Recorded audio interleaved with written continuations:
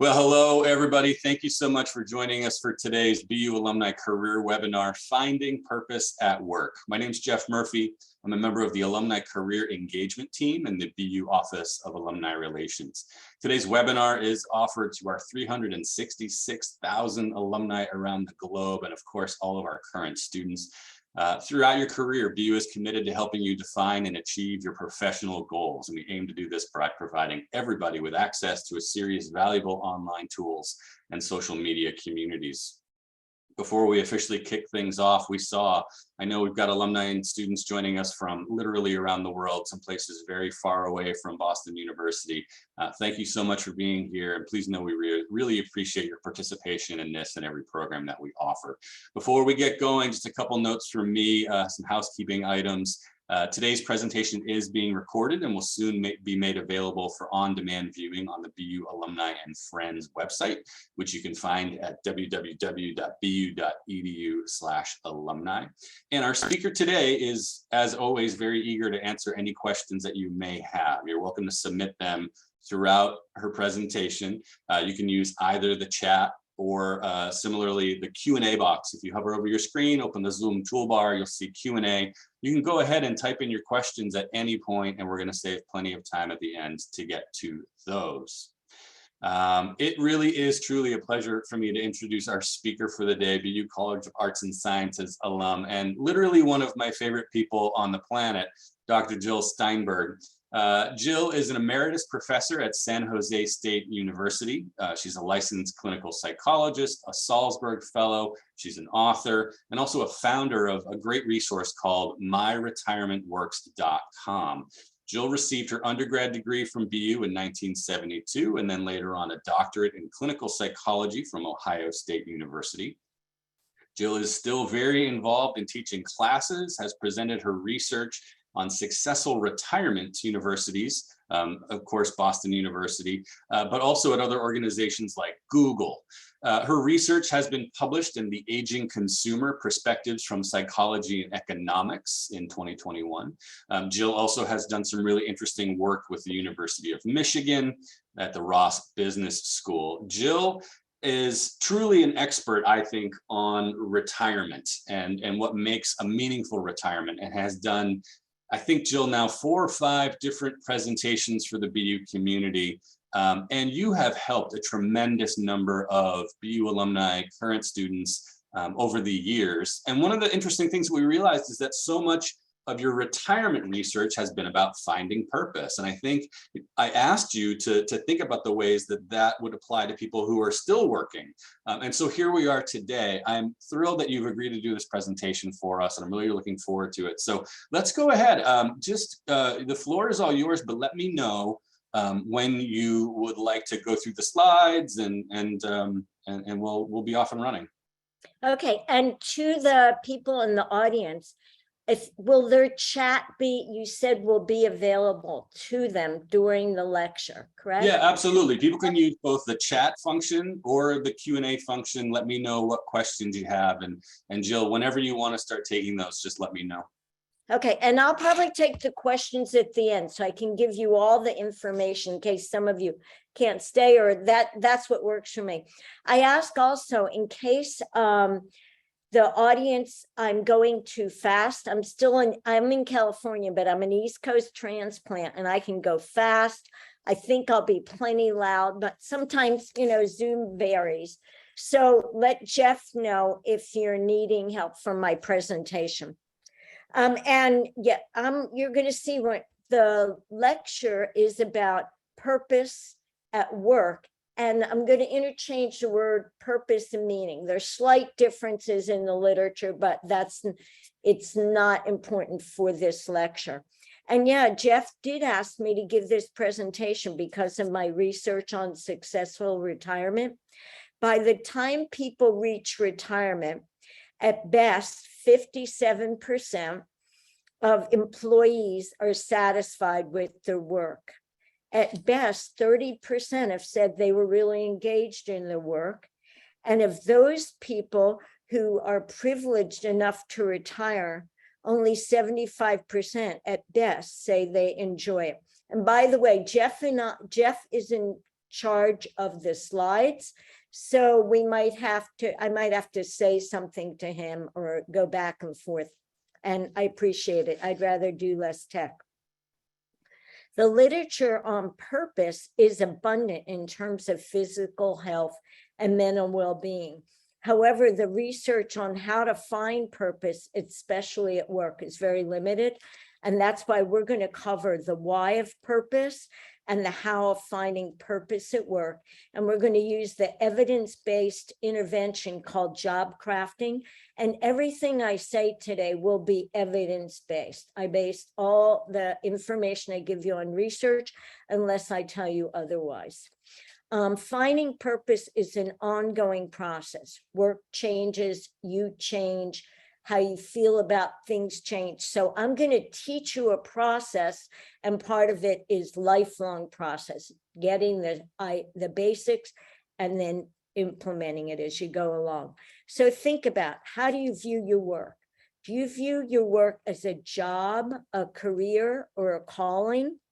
Is your work fulfilling, or just a means to pay your bills for your non-work time? Are you already thinking about when you can retire? How many years, how many months, how many days?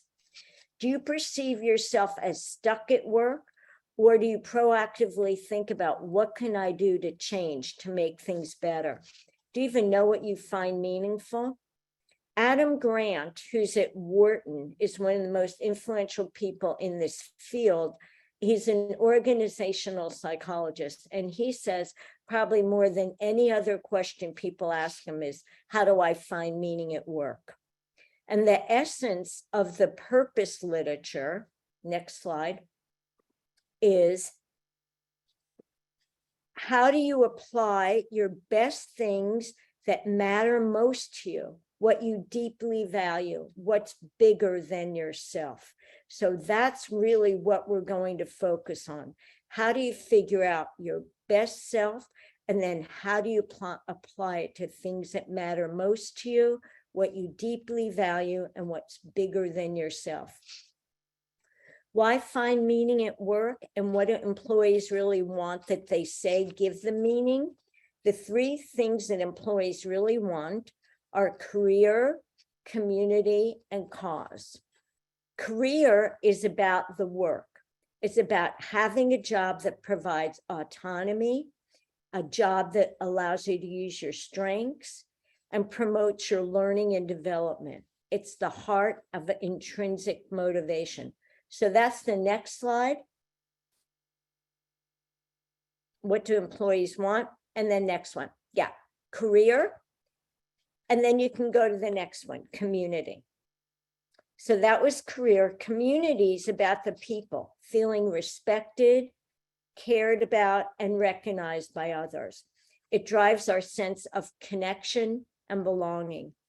You're going to see social relationships are one of the main sources of meaning at work.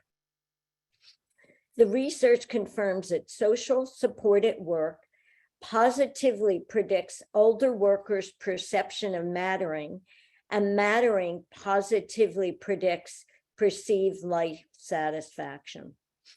In fact, good relationships with others may be the single most important source of life satisfaction and emotional well-being across people of all ages and all cultures. And that comes from the Harvard study that started in 1938. It's the longest longitudinal study in this area. And they started with Harvard men, of course, it was 1938. Then they expanded it to non-Harvard men and working class men, then their wives, then women in general. And at the end of their lives, what did they all say? What really mattered most? What I just said, good relationships, more important than other things. And you're going to see it's very important at work for meaning is having good relationships, people that you care about. And as we age, we have an increasing need for strong social networks, and that's quality relationships, not quantity. And there's a big gender issue, and this is from the literature that still is pretty binary. So for people who identify as male. By retirement age, typically males don't have the social structure or skills necessary to have close friends. And you'll see that's my successful retirement. That's a problem in relationships when people retire, heterosexual relationships. All of a sudden, the man is not skilled at it. Relationships are important. He's relying too much on the woman. It becomes an issue. So back to now in your work, we went over career, we went over community, cause. Cause is about purpose. It's about feeling like you have a meaningful impact on others at your work, or how your work gets done, or maybe the kind of job you have that affects the larger world context. It's a source of pride in contributing. And this goes along with the evidence that around midlife, people become more concerned about contributing to society and less focused just on their individual career enhancement. And I will say, even though I'm up to date with the literature during COVID, and I wrote an article about mental well-being during COVID, we'll see how things change as we develop. A lot has changed since COVID. So here are the prerequisites that employees say make them feel best about the work, most meaningful. Employees want to perceive that the work is meaningful. They want to feel responsible for the outcomes of their work. They want knowledge of the results, and they want to experience the work as challenging. So there are many benefits of finding meaning at work, and it's no surprise that the research from a wide range of organizations, from Fortune 500 companies to small nonprofits, indicates that employees at all levels in all kinds of occupations who try job crafting, which is what I'm going to teach you today, to achieve meaning at the work often end up more engaged, more satisfied, happier with their work. They have greater intrinsic motivation, higher levels of performance, which means they also, their teams become more effective. They value their work more than other people, and they say their work has become a central, important part of their life. They are the ones that participate more with others at the work. They get involved in mentoring, are the ones that have the best citizenship behavior at work. And it crosses over to having more personal resilience. And Adam Grant, who I mentioned, said probably the most important skill for work satisfaction and success is resilience. And then no surprise, if you're feeling good at work, it spills over to your home life and your personal well-being. And then for those people that have the time and energy, they contribute more to society. So having purpose at work is better for the individual, the organization, and society. Stated slightly differently, here are some of the organizational practices that are associated with meaningful work. Skill variety is the first job characteristic. People like to do a lot of different things, and they like to develop their talents at work. These are things that give people meaning and they feel more engaged. So skill variety, task identity. People like to see that their work has a visible outcome. You know, I interviewed Arthur for my retirement research. Arthur retired from Google when he was 47. And Arthur, he didn't grow up wealthy at all. It's just that by working at Google, he was in a handful of the first Google employees, and he's largely responsible why we have text messaging.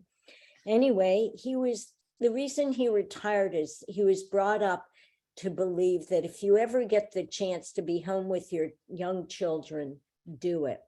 So even though he loved his work at Google, and like I said, he was one of the beginning workers, he had a lot of flexibility in his job.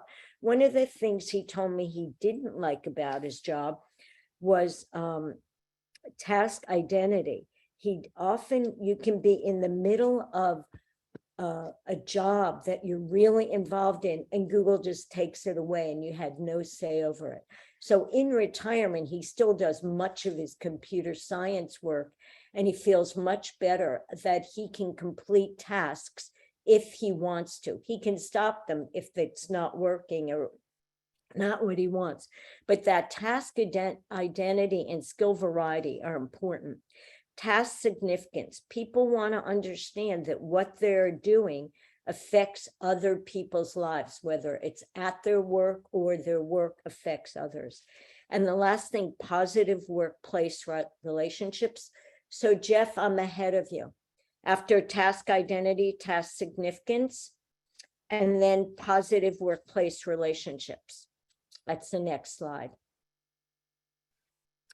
Again, Arthur told me, even though he loves the job, and his biggest concern of leaving was his friendships. He actually had really close friendships, and he likes talking tech.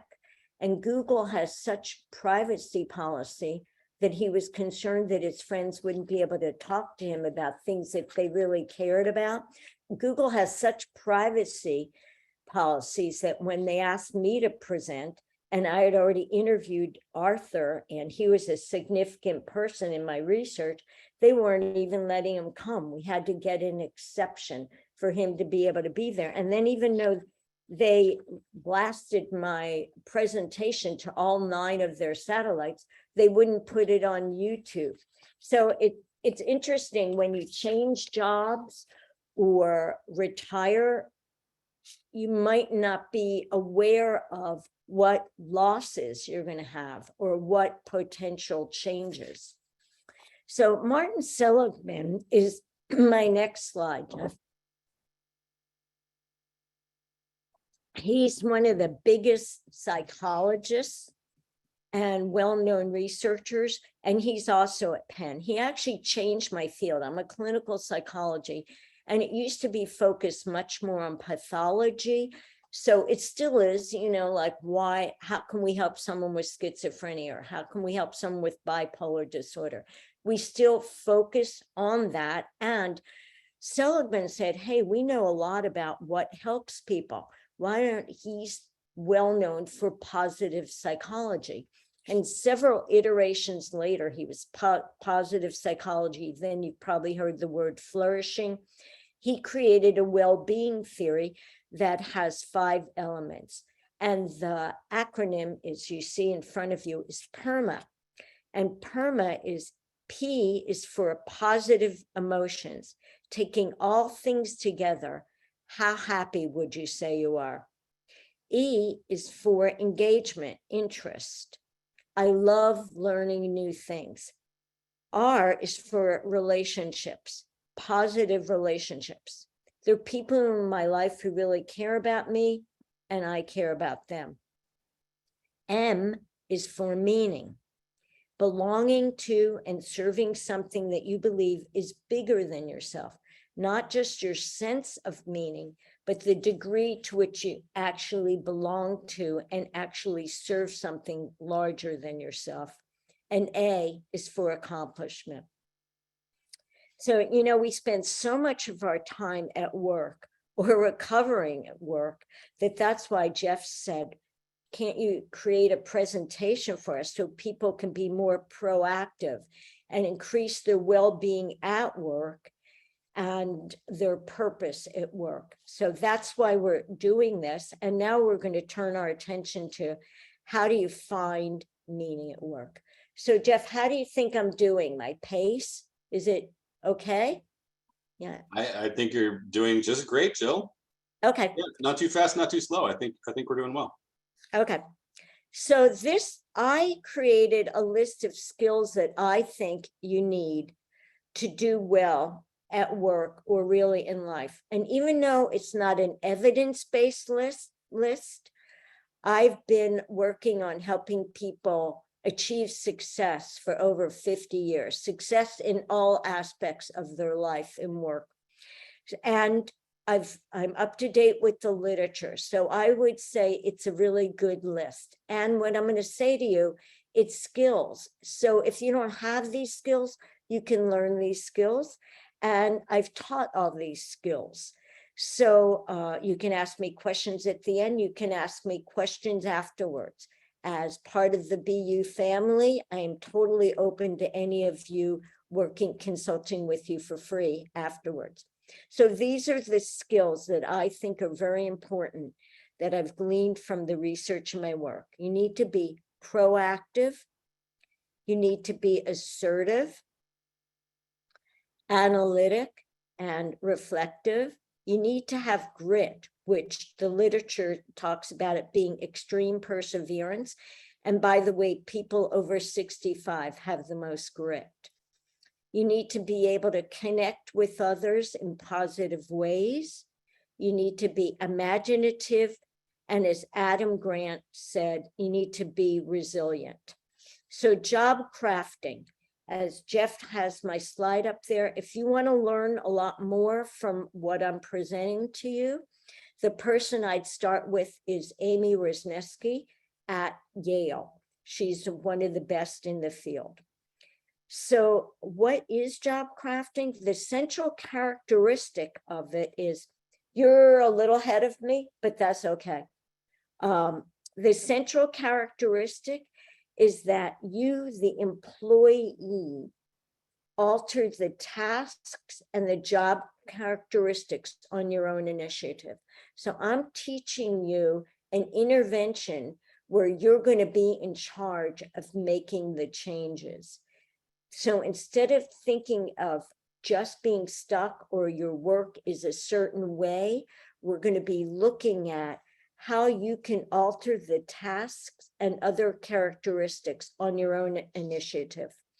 It's a perspective shift, a different mindset where you're thinking of your work as building blocks, and you're starting to see, well, I interact with this person or this group this way and that way, to start dissecting your work and how it really is. And we're going to hopefully get you to start thinking about your work as something bigger. Maybe your organization contributes to society, or you're contributing to other people at your work. And it's really, you're going to change your job to incorporate your motives, strengths, and passions, so it fits more and you can feel more engaged and you'll end up contributing more. So the next slide, as Jeff put up, specifically, what is job crafting? So you can stay on this one for a bit and then we'll go. Job crafting is task crafting, it's relationship crafting, and it's cognitive crafting. So task crafting is about changing up your responsibilities. You have a lot of tasks at work, so we're going to hopefully get you to think about, are there less I want to do? Do I want to do more? Can I expand or diminish the scope of what I do? Can I change how I perform what I have to do? So for example, if you're going to be a sales manager or you are one, maybe you want to take on event planning because that you like organizing people and the logistics, and you want to develop those skills. So that's task crafting. Relationship is about changing your interactions. It's about the nature and extent of people you work with. It's about thinking who you work with, whom you like to work with, how you work with people. How can I engage in a different way? So for example, whether you're an engineer or an electrician or a professor or maybe a managing director, you might take on mentoring to develop your skills of educating people, of sharing your knowledge, and people really like the one-on-one ongoing relationships. Cognitive crafting is about changing your perceptions. It's about thinking differently about the actual work you do or the contributions it could make. So I'm going to tell you a little bit more about Adam Grant. Adam Grant did research on people who, the people that contact you and ask you to contribute to your university. Well, he studied those people, not at BU, but he studied the people that contact us and ask us to contribute. And he found that those callers within 2 months had all quit. There was a 400% turnover rate. And what he did for an intervention with the next group of people, he introduced them to people that had actually received scholarships from our contributions. The people that were making the calls got to see people that actually benefited from their calls and what the scholarships. And what he found were those calls, instead of people quitting, their call volumes went up 171%. And with every 2 weeks, they generated 142% more revenue. Having meaning inspired them to do better. Grant also talks about the research on radiologists, the people that look at our x-rays. If a radiologist is looking at an x-ray and in the file, there is a picture of the person whose x-ray they are examining, their accuracy goes up 43%. So we're not just numbers anymore. We are an actual person there. And actually for Adam Grant, he doesn't like doing emails. However, he reminds himself the importance of relationships are to him and good communication and being professional. So that keeps him going. I was looking at Hannah, which is the next slide. Hannah is a software engineer. And I saw on her Facebook, Hannah is a software developer, but on her own, she started doing something for alt text. Alt text is the text that's written behind images so that people that are visually impaired can know what they're seeing. And she realized that she was forgetting to do this, so she created a bot that reminded her to do it. And she thought, if I forget, other people forget. So then she created a bot for open source where other people could take it on. Now she's created an alt text library and it's really caught on. She has a huge following. Anyway, the point of that was, it's still, you can struggle even when you're doing something for others that you've created. It still can be hard. And one day she saw this message that actually there was a message before and she didn't recognize the name or kind of recognized the name. And it turned out it was the CEO of the company where Hannah houses her bot. And this is what the CEO just wrote to Hannah is, it's all true and the praise is well deserved. And in the times when I've been struggling, being able to look at you making something like that reminds me that the work I do, really the work that I help my team do, has purpose and meaning, what it enables someone like you to create. So that's just remarkable. This is a real life thing that happened in the last months. So I thought it was a good example. And it really helped Hannah too, because it's, when you're doing this, a lot of work behind the scenes, you don't really know people's reactions, and those kindnesses help. And as you can see, it helps a CEO when they're struggling to see that their work has purpose for others. So the next slide, which, thank you. I almost forgot to say this, is that when you're crafting, keep in mind that as you increase the level of challenge of what you're doing, that increases your meaning and satisfaction. People rise to the occasion.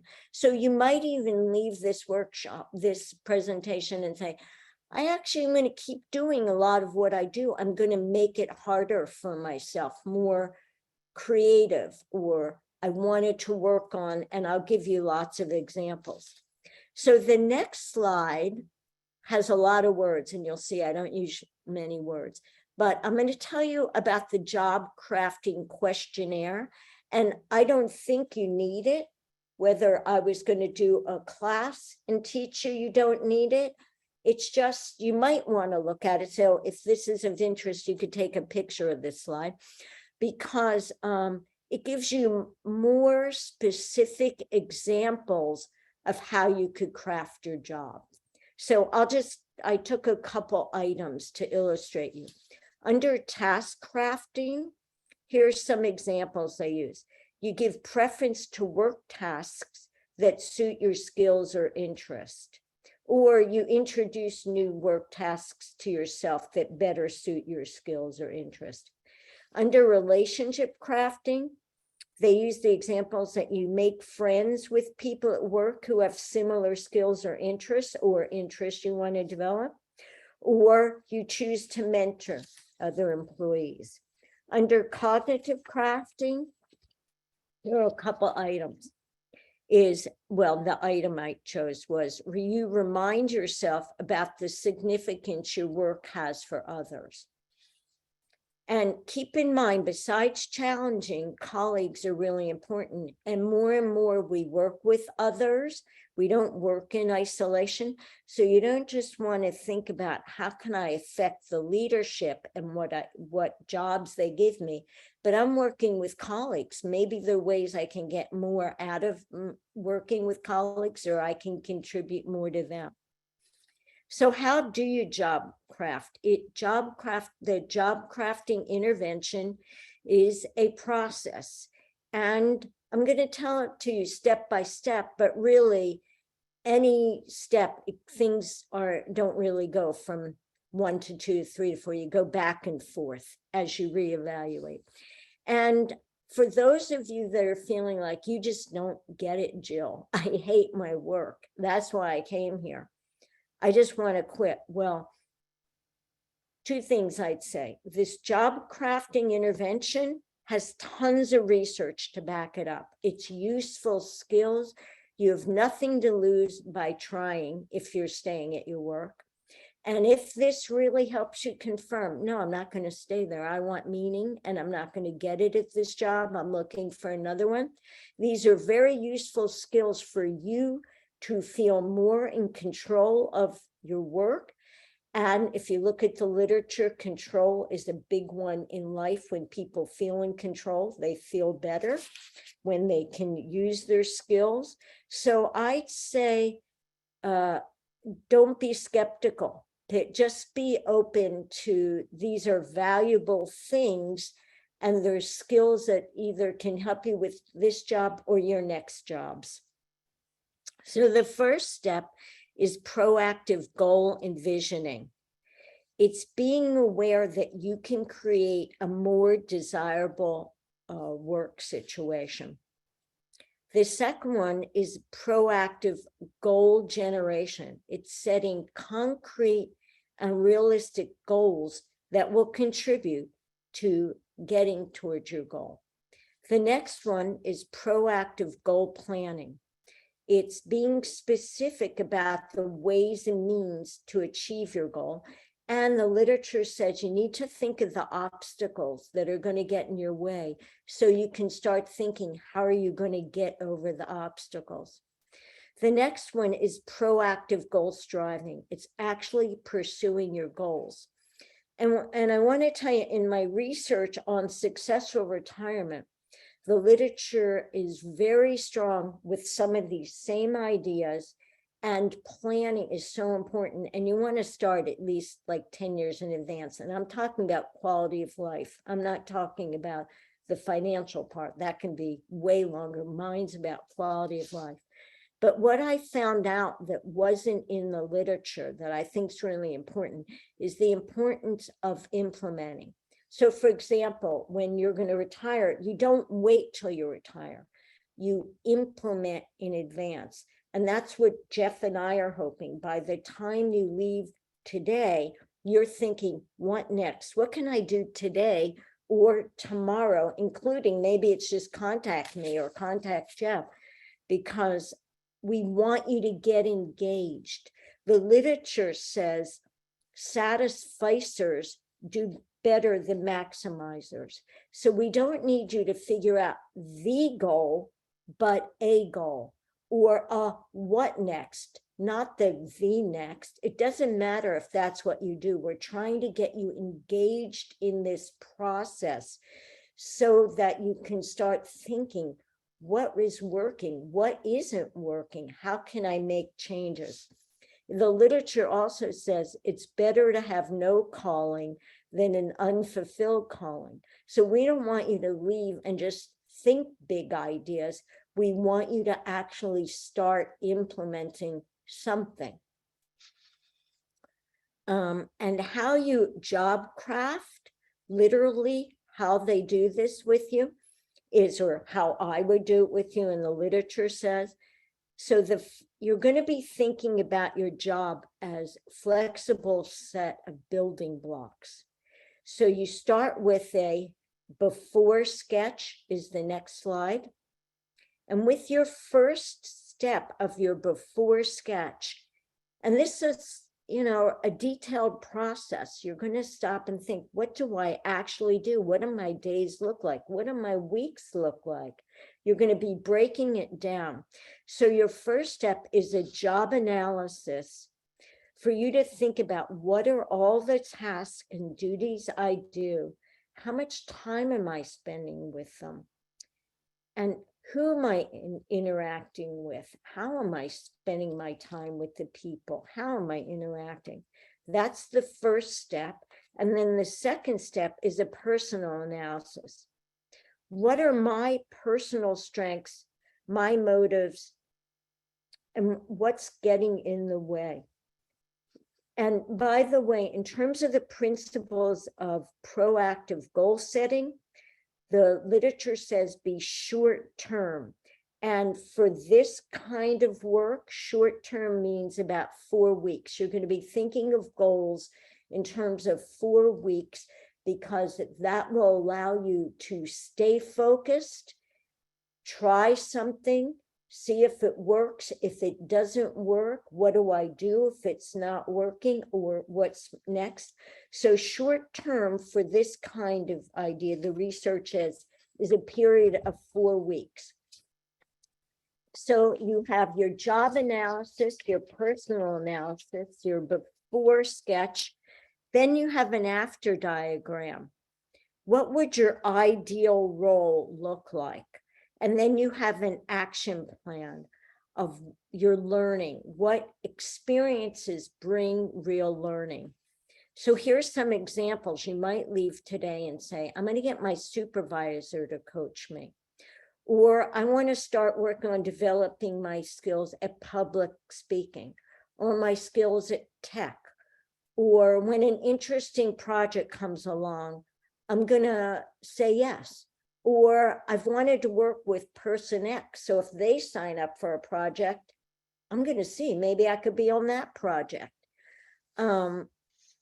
And, oh, by the way, there could be a sleeper effect. They don't say how long, but it could take a while till you see the benefits. And goal setting works better than just saying, I'm going to do my best. So when people actually set goals, they do better, they rise to the occasion. And in terms of setting goals, the literature says the best way to set goals are, the acronym are SMART goals.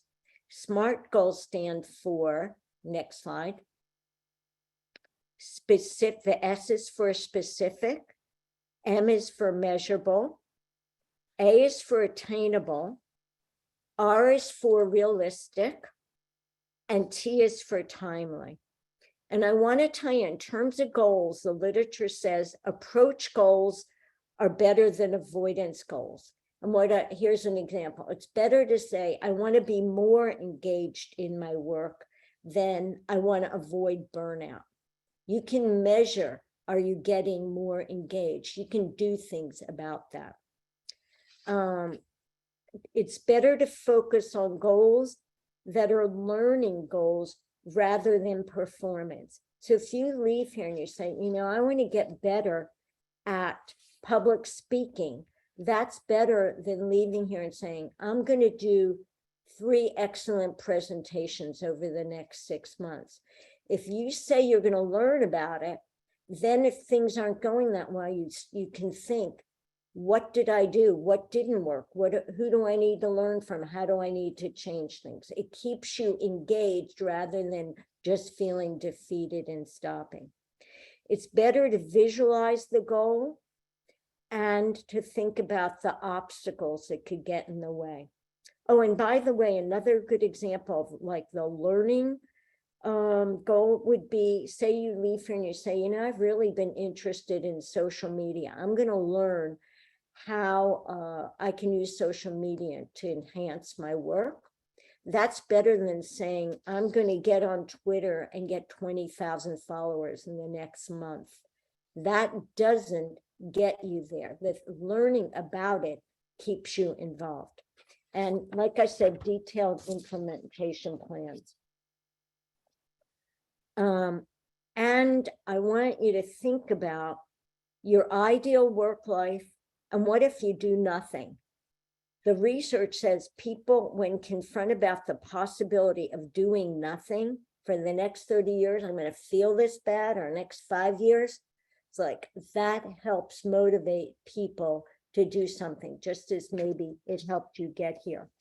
So Jeff, you have to tell me, I took a little longer than my practice.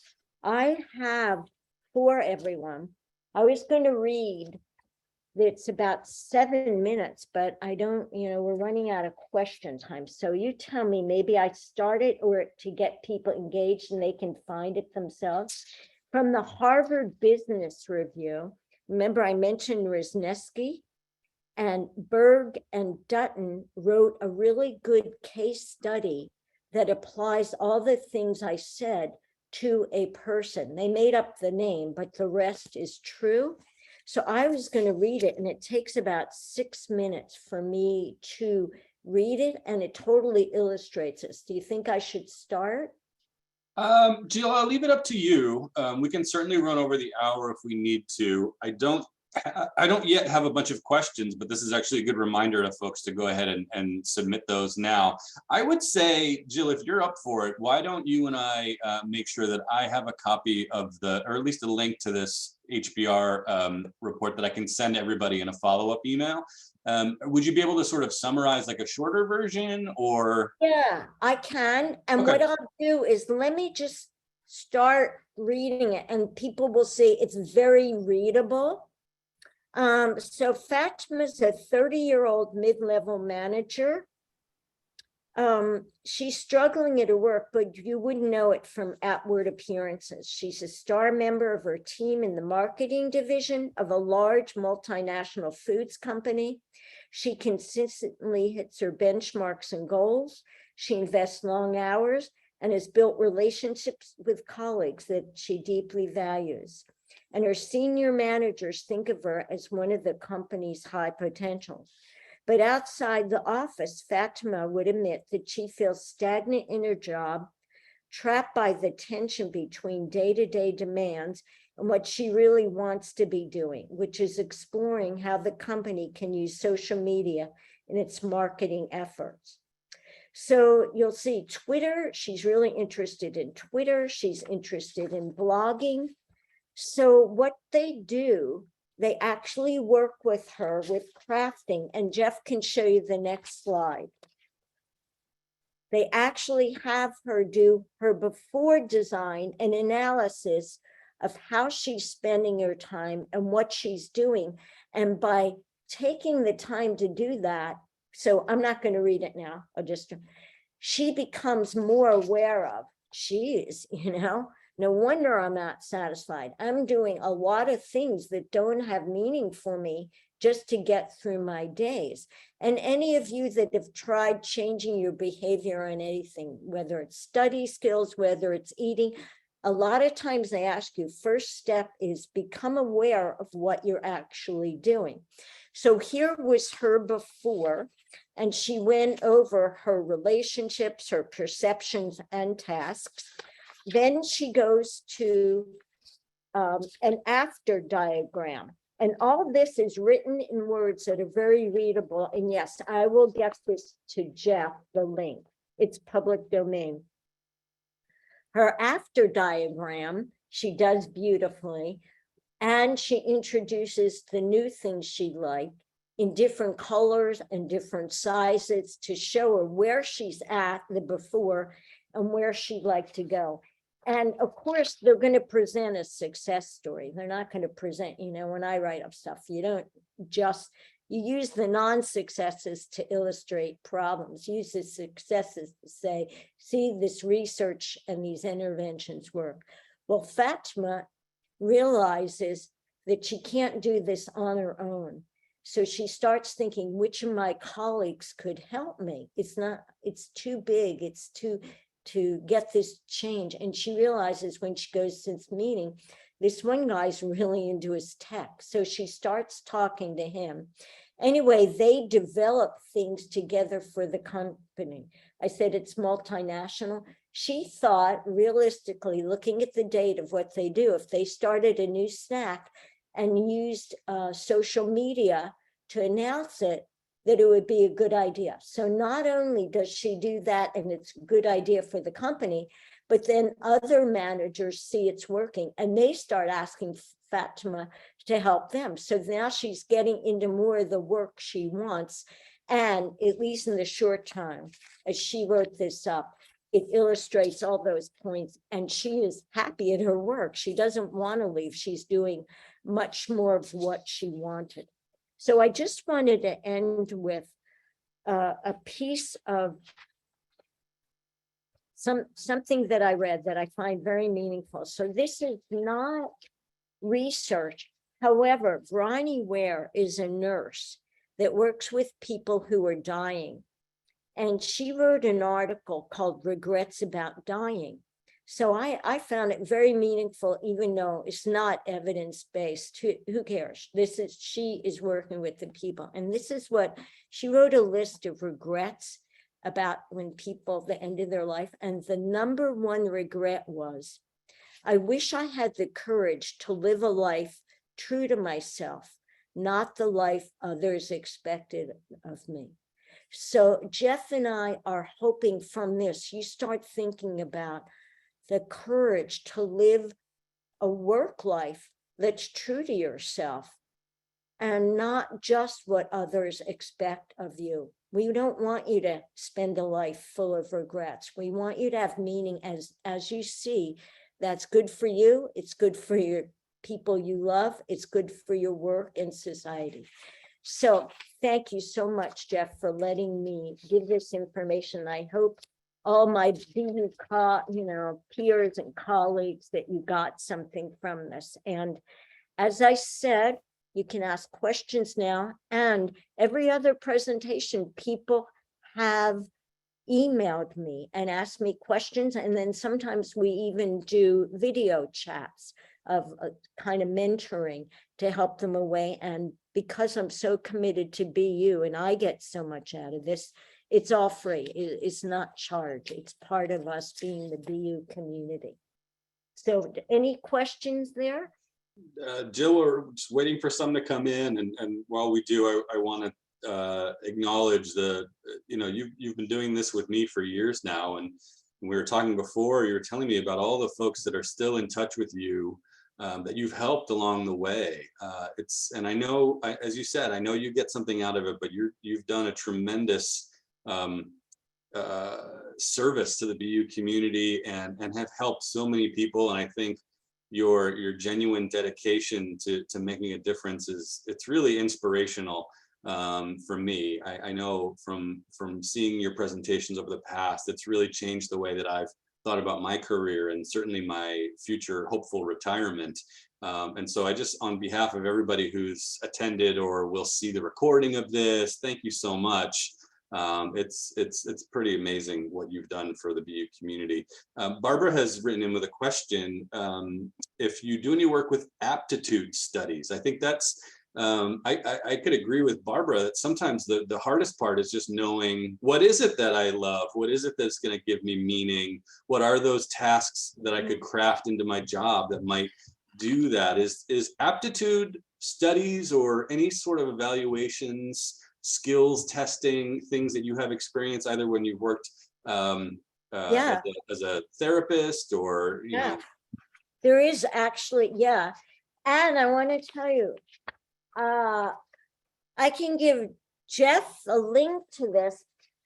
I think it's readable for, it's a scholarly paper, but another presentation I've been doing of recent is just how do you find purpose? Not, you know, and it's the very concrete, specific in your life.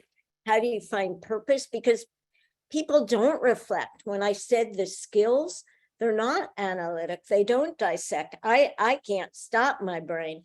But this article, it's called Life Crafting as a Way to Find Purpose and Meaning in Life.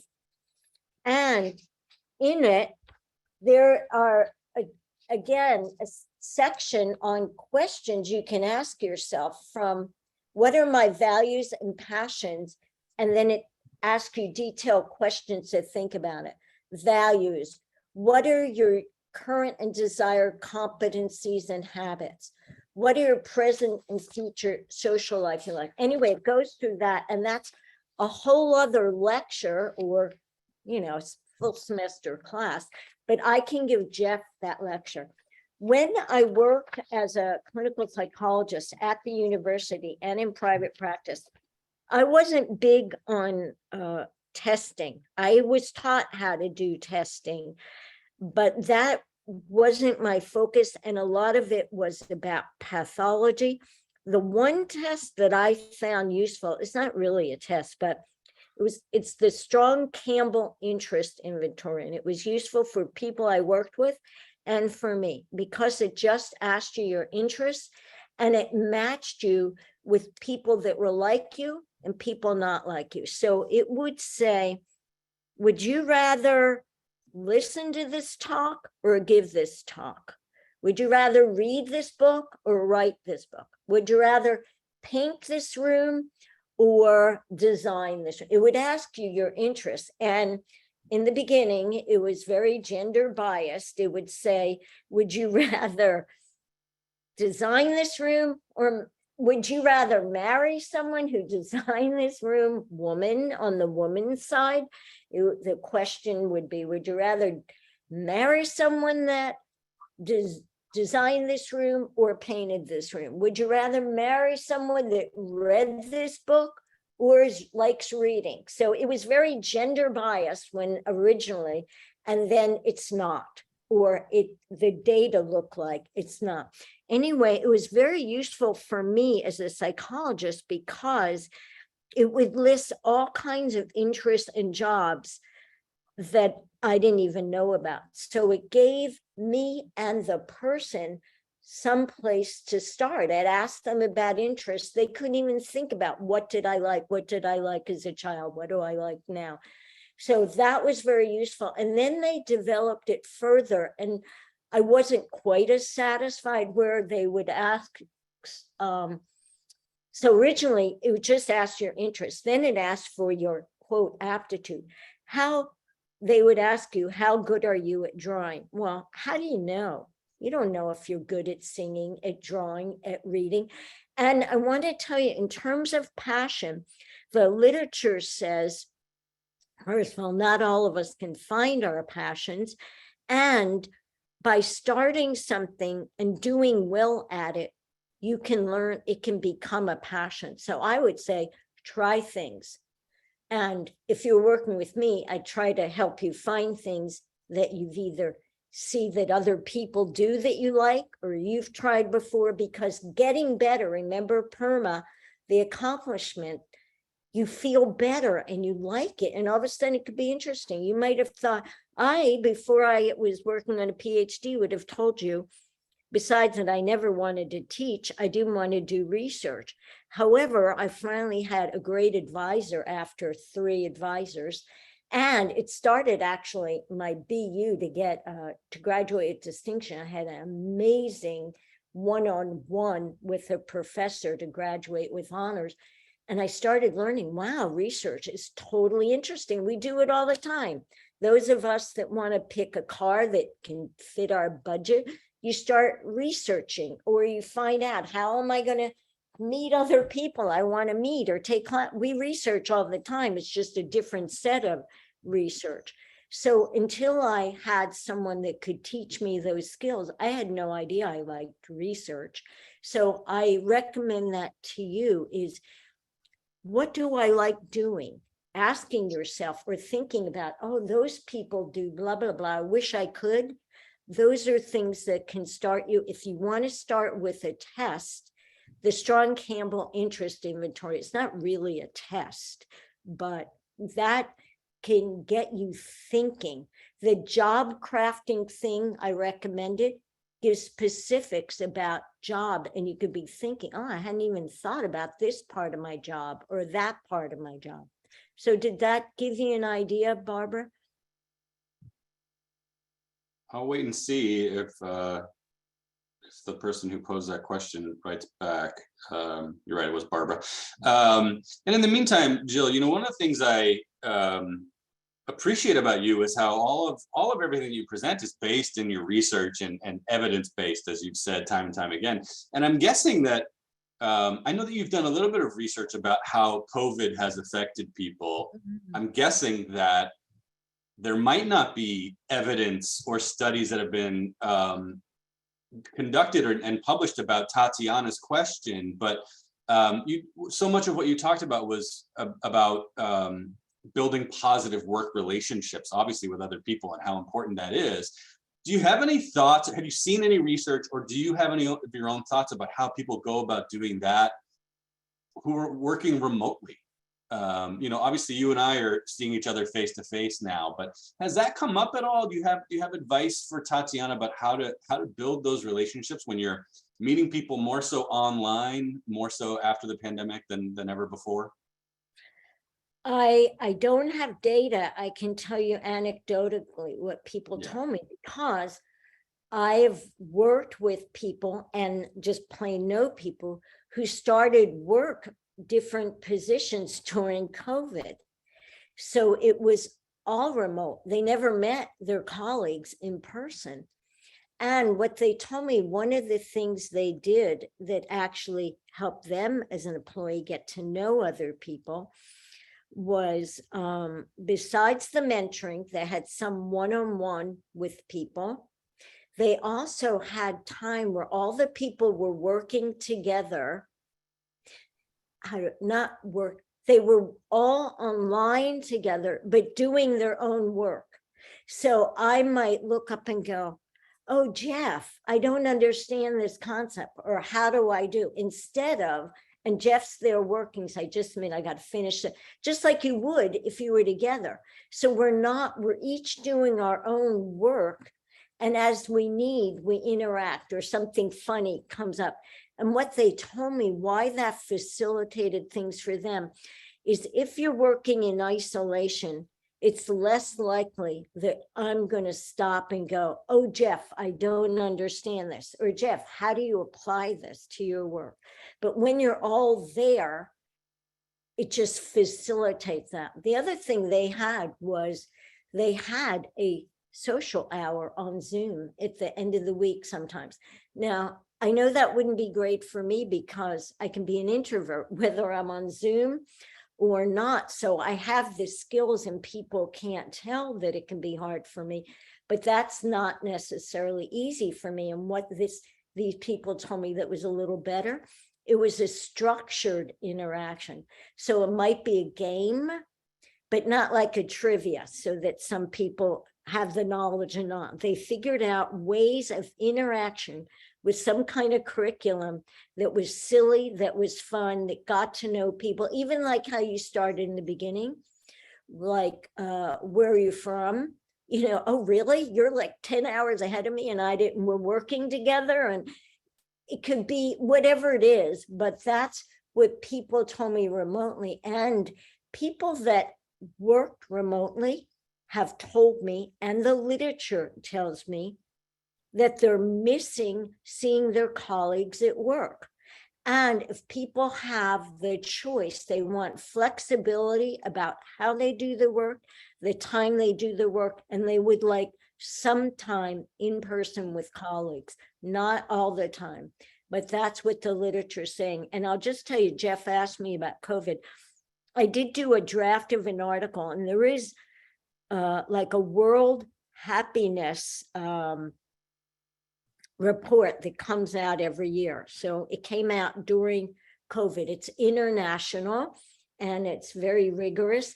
And what the literature showed was the people over 60 did the best in terms of well-being. Normally in life, people under 30 and over 60 do the best. But for those of you that are struggling during COVID, we've all been struggling in different ways. It's a very difficult time. The isolation and the work uncertainty was the worst for people under 30. They didn't do well like they normally do. So I could go on because it's just the literature finally is saying the importance of pets and how it helped people, dogs especially, get out and interact with neighbors in ways they never did. But at work, that's remote. I would say being intentional about connecting. People tell me they miss it, and that's the one reason they could want to go back. And I live in California. People drive far to go to work a lot, and they don't miss that. But seeing colleagues, this idea, when I trained at UMichigan, how do you do, we called them ZAs instead of TAs. How do you get people remotely to interact? Because you have this natural way of talking around a water fountain when we had water fountains, or around a coffee pot. So I had to teach them skills and STEM things to get people to maybe read the same thing and come with a short answer. So it made people interact. Anyway, those were some of the skills. The literature isn't great yet on how you get people to connect remotely. Yeah. No, I kind of figured that might be the case. Well, Jill, this was fantastic. A bunch of people have been chiming in the chat here just to let you know how much they appreciate this, and I'll make sure that you get to see each and every one of those comments. As always, my thanks to you for sharing your expertise and your work with people in the BU community around the world. I want to thank all of you for joining us today. Specifically, Jill, you made a comment about the people at universities that ask folks for money. I want to thank all of the folks who have given their money, like you, Jill, who support the university. We wouldn't be able to do this work without your support. I want to make sure that everybody, if you haven't already, a great way to make connections online is to join BU Connects. That's the university's exclusive mentoring and networking community, a great place to make connections with folks professionally who are like-minded. I also want to make sure everybody knows our next webinar is coming up on Tuesday, October 18th. We're going to be offering what is employee engagement and what does it mean for me in my career? A nice sort of bookend to what we've been talking about today. You'll be able to sign up for that soon, if not today, on our website at bu.edu/alumni/events. And again, Jill, thank you for so much for all that you've done for BU and for me over the years. Thank you, Jeff. It's really an honor and gives me meaning in my work. Thank you. And Jill's email address is here on the screen. I encourage everybody to follow up with other questions. I hope you all have a great day, great evening, wherever you might be in the world. Thanks again. Take care. I really hope I hear from you. It's really, really wonderful to hear from BU people. Awesome. All right. Thanks, Jill. Take care.